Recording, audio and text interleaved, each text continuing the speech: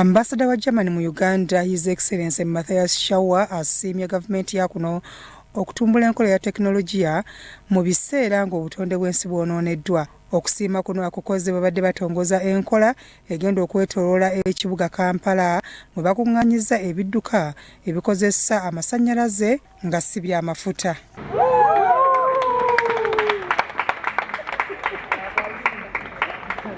Ambassador ategeezezza nti si kyangu kya kukyusa kuva mu mbeera emu okudda mu ndala wabula wabeerawo emitendera egiyitibwamu. Germany is currently struggling a bit with its economy, and one of the challenges is what is called the energy transition, shifting from a clear dominance of coal, gas, oil and nuclear to low carbon and a nuclear-free economy based on renewable sources. Agenze maaso n'ayongera okusaba gavumenti okuwagira ebintu ebiva mu ggwanga lya Germany okusobola okwongera ku nkulaakulana.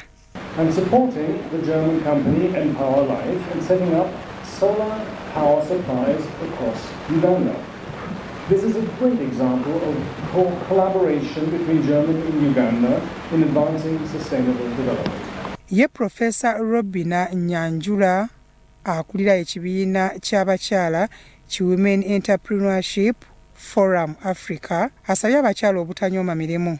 As an association, we are very passionate really to promote all initiatives that are powered by solar so that that gap can be bridged, but also to tap into the abundant resources, energy resources from the sun, among others. Sandra Grant, omukugu mu nkola ey'ebyentambula nga by'amasannyalaze akowodde bannayuganda okwekkiririzaamu bave ku kwenyooma. E-mobility and gender equality don't inherently go hand in hand. But as we zoom out to get the greater picture, the global shift towards sustainability reveals how these two areas actually intersect. The UN Sustainable Development Goals, or SDGs. So we will be focusing, we are working together since 2023.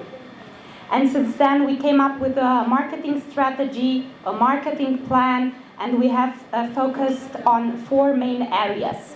Omutandisi w'enkola eno etongozeddwa agamba nti baakugitwala ne mu bitundu by'eggwanga ebitali bimu n'asuubiza okubeera omwesigwa eri bannayuganda. Today, as we build on the number of public chargers in Kampala and soon hopefully reaching much further, up to Arua perhaps, so that we can reach each corner of the country. I'm happy to say that Zembo was the first EV stakeholder to welcome this project.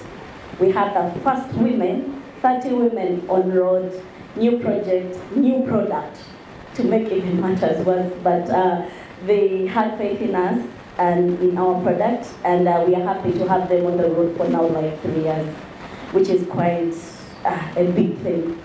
There are a lot of challenges these women face, but I'm happy they're still in the business and they're still thriving.